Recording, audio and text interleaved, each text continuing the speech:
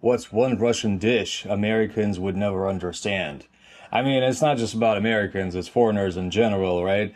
But we've got a few. We're not as bad as the Swedish with their surströmming. This probably takes the cake on like one of the weirdest foods in the world. But we got our own fair share, and the number one is, of course, Kholodets. kholodets.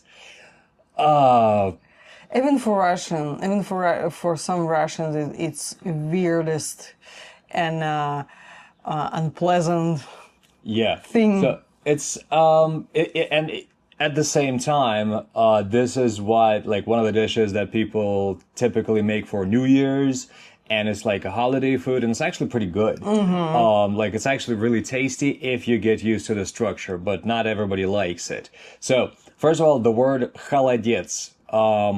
Number one, the Russian language doesn't have a weird like sound that Americans try to make when they try to say the Russian he. It's just in contrast to the English language H, which is just breathing out, is like exhaling, like hot, right? Russian is very slightly harder, a little bit more pressure. It's not a right? No. So холодец, and it comes from the word холод. Холод is just cold, right? And it's basically meat jelly. Meat jelly, yes, Yeah. yes, and it is tasty. It is. I like it. Yeah, I love yes, it. I like it too. Yeah. So the way it's made, it's basically collagen that's been cooled overnight. Like it's like First you boil yeah, first you boil meat, bones especially. bones and эти ножки.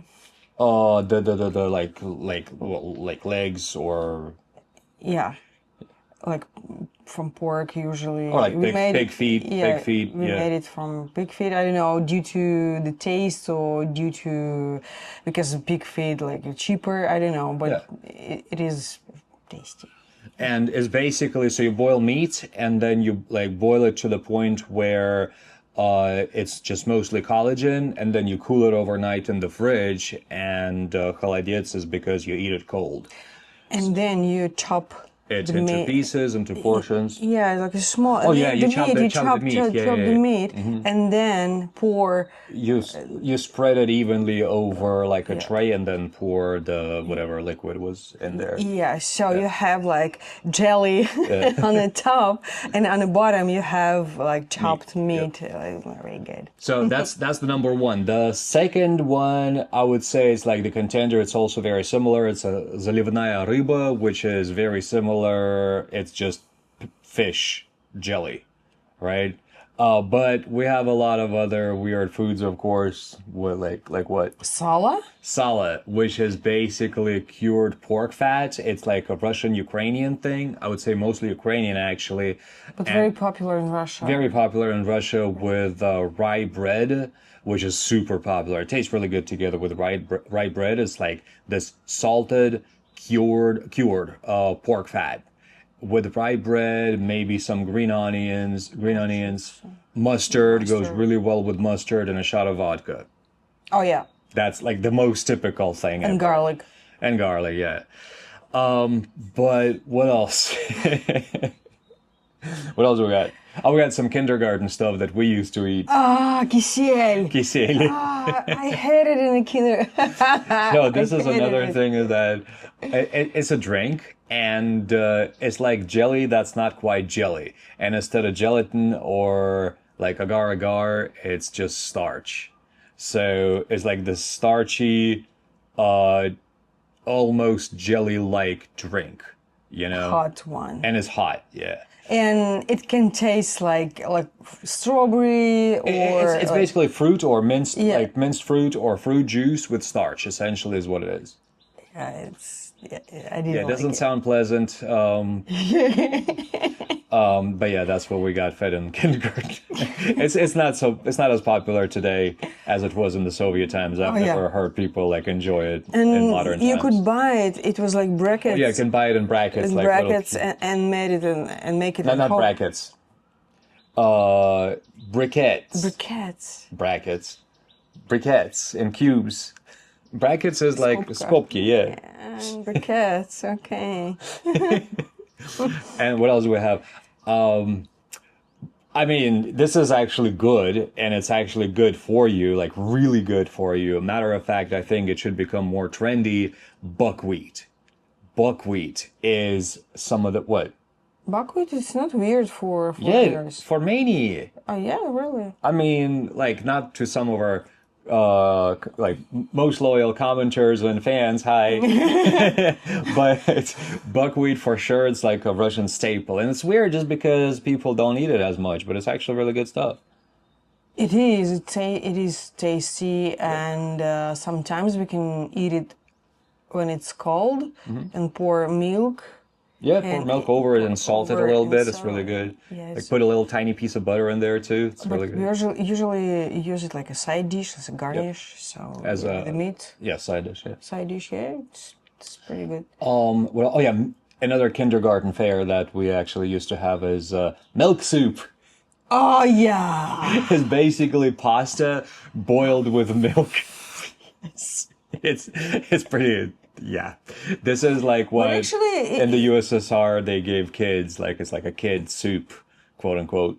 Yeah, but it was not that like horrible. It was all right.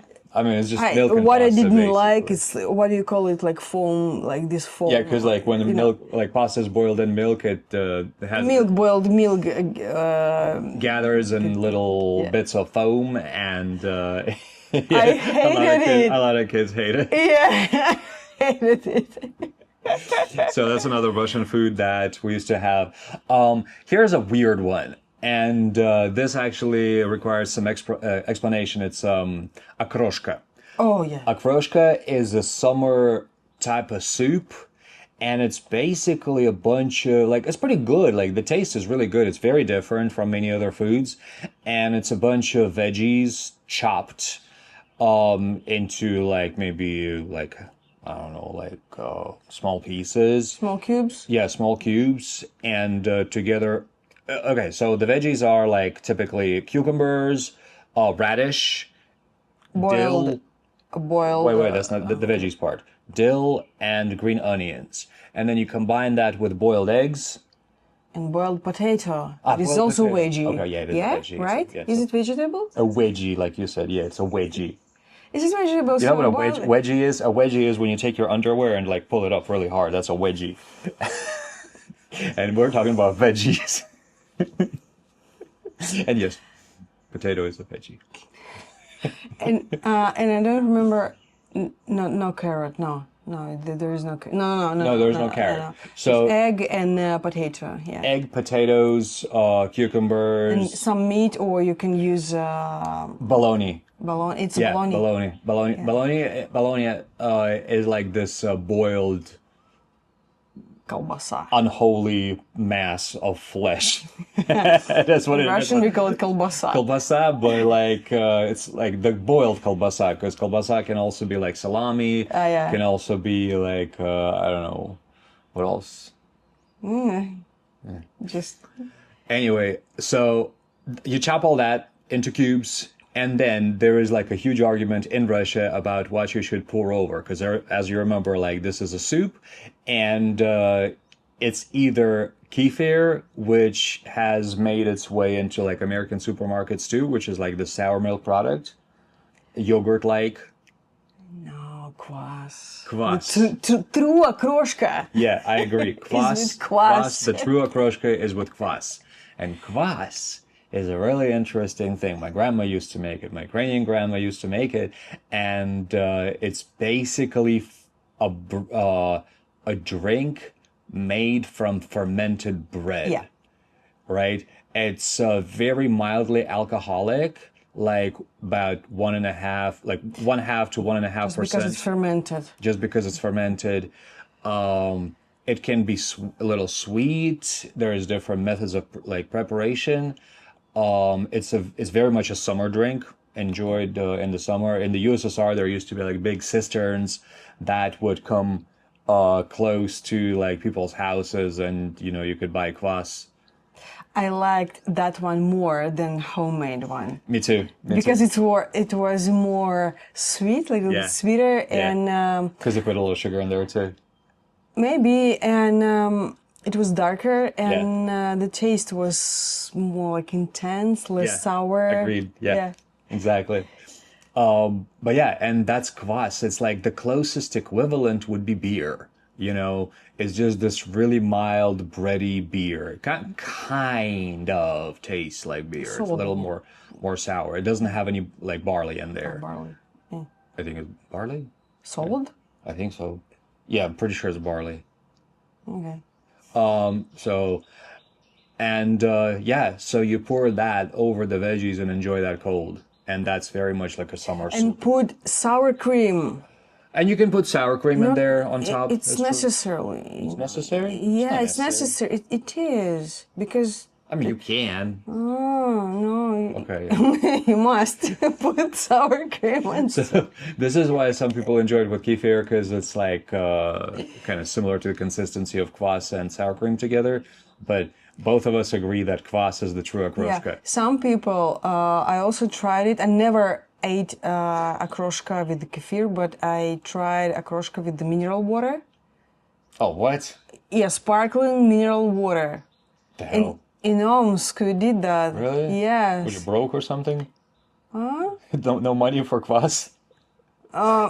Actually, no, but we have our factory of mineral water, you know. Ah, yeah, that's and right. that sparkling mineral water is a little bit salty. Yeah, okay. And that's weird. Some though. people in Omsk, yeah. Still, it was pretty weird. common. Okay. Is it weird for you? Yeah, very. Sparkling mineral, yeah, it's No, the we never had it third like option. Nuh-uh. Yeah. Not where I'm from, it ain't. You did that? Interesting. Okay, I didn't know that. But kvass is my favorite, of course. Yeah. It's non-negotiable. So that's the favorite, like the weirdest Russian foods that we got. If you can think of anything else, well, actually, like also we got like salads that are not really salads. It's just a bunch of potatoes and mayo for New Year's with peas, but people call them salads. But if you can think of any other weird Russian foods, please write them in the comments. I mean, we can go on for like a lot longer, you know, but what do you think? And if your culture has some weird foods, please do share. You know, I mean, like we know stuff like surströmming, obviously from Sweden, but or like 1,000 year eggs. Eggs in China, or like I'm not even gonna go into Vietnam because after having lived there for 2 years, there's so much intense things that I've tried, including balut. Balloon. Balloon. But yeah, anyway, please write in the comments what the weirdest foods are that you think from your culture, from any other culture, and we're going to pick the next topic. It's your turn. While we do that, please don't forget to give us a like and hit that subscribe button and join us for a lot more weirdness about the Russian culture. And what is something Americans do that feels absurd to Russians? So we're going to talk about this tomorrow, culture clash. And thank you very much for watching, and see you in the next one. What do you think? What do I think what? About what? About my About your appearance? About your appearance? Yes. I think you shouldn't read weird stuff on the toilet anymore and faint on the bathroom floor. Yeah, if you guys happen to notice that Masha's a little damaged, it's we spent yesterday in the hospital getting her stitches. This person apparently is very impressionable and fainted after reading about, what did you read about? Biopsy without anesthesia. Uterine biopsy without anesthesia. And she friggin' fainted, and they came back home and saw her covered in blood, and I was like, what the... Yeah. And she's like, that, like, he hears me walk in, and she's like, "Don't be scared." I wasn't scared. I was like, "The hell." So yeah. Anyway, she got stitches. We're good. See you tomorrow. Thank you for watching.